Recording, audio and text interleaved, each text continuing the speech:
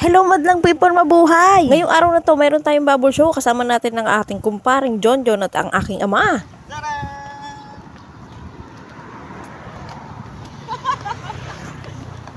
Nakita niyo ba yung saya niya? Aga namin pumunta dito sa aming event. 2 hours pa bago ang party. Tapos ang ating mong Aiza pang last part pa. Dahil dyan bawalan tricycle sa loob ng exclusive exhibition. Eh sabi ko sa kanila, sige go, lakarin na natin. Tapos magmula sa gate, napakalayo pa para sa venue. Ito pala ay ang The Mansion. Sa loob ng The Mansion, marami pa palang mansion. Doon kami sa Pocket Mansion.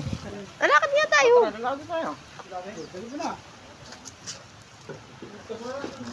Oh, dali.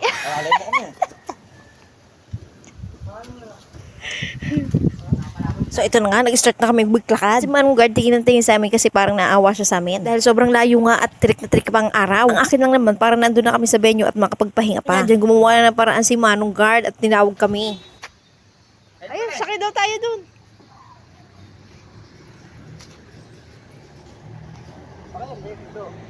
Nakalibre pa sakay.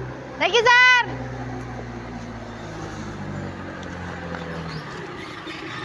Saan doon kayo? Pocket Mansion po. Apa. Salamat po. Ito? Pwede tayo? Okay, Sir.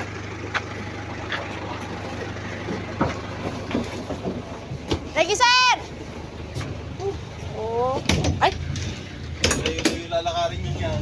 Ay, sa inyo. Narinig yung sinabi ni Kuyang driver, malayo-layo pa raw ang lalakarin namin. Ang bait ni Manong Guard dahil kinausap niya si Kuya para isabay kami sa venue. Thank you, Manong Guard. At thank you din po sa nagsabay sa aming catering. May-ari yata siya ng catering. Kaya nakakuha pa kami ng libreng sakay. Dahil kung tinuloy namin ang paglalakad, siguro nasayang ang aking blanching kasi nasunog na ako sa araw. So, andito na nga tayo sa clubhouse ng Pocket Mansions. Thank you pa pala sa nagsabay sa amin. Thank you, Kuya. Dahil dyan pupunta na kami sa aming place kung saan kami nararapat. Alam nyo kung saan? Syempre hindi. At ito na nga ituturo ko sa inyo kung saan kami dapat laging nakapwesto. Ang mga katulad namin mga entertainer ay dapat laging nakatago sa backstage or backdrop. Ganon. So ito na nga dahil hindi pa kami magpe-perform, magpipicture-picture muna kami ni paring John. Dahil syempre pang content ko na rin yan, no? Bukod sa nalalibang ka pa, nakakapasak pa ng work mo sa Facebook. Sige lang pare, model ka lang, go!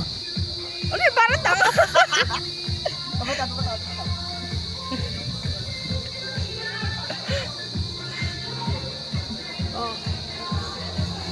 Akala mo, ka naman naka-video eh. Uy, Hindi na kami dyan! Picture! ayan na.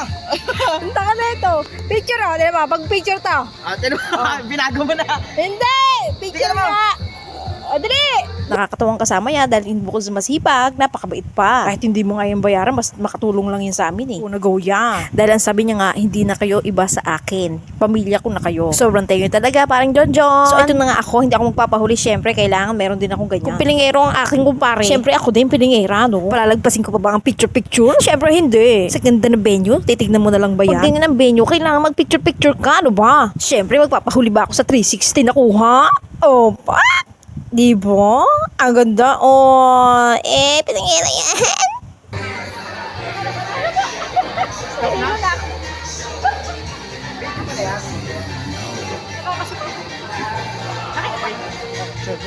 Hawakan niyo mama.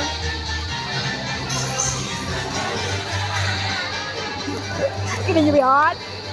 Oh, nakita niyo daw ba yun? Pero nasuka-suka na yan sa kakaikot. So, eto na nga, dumako na tayo sa eating time. Ang saya ng daddy ko, kumuha ng maraming lechon. Salamat pala kay Kuyang Host Magician. Talagang iniskaso niya kami. Hindi pwedeng hindi kami kakain bago mag-perform. Oh, nakita niyo yun, pasayaw-sayaw pa yung kumpare ko na yan. Oh. At ito na nga, kumakain na kami. Sobrang sarap ng mga pagkain. Bongga. Ang dami ko ang nakuhang pagkain tapos pinakain ko lang lahat sa tatay ko. At tapos na ang performance kaya ngayon nag-picture-picture na naman kami ng aking daday. 1, 2, 3, 4, 5, 6, 7, 8, 9, 10. Ano pa? 1, 2, 3, 4, 5, 6, 7, 8, 9, 10. Narinig mo yung pagbilang ng anak ko, inabot na ng 10, di ba hanggang 3 lang yon? Dahil dyan hindi magpapahuli ang aming team bubble show. Kailangan meron din kami mga kuha, no? Salamat sa aming photographer na si Teo Octavo. Salamat sa iyo, Teo, mabait din yan at maasahan. So dahil dyan, pauwi na kami. Maraming salamat sa mga nanonood. Sa muli, ingat po kayo lahat. God bless, mama, chup chup. Mwah!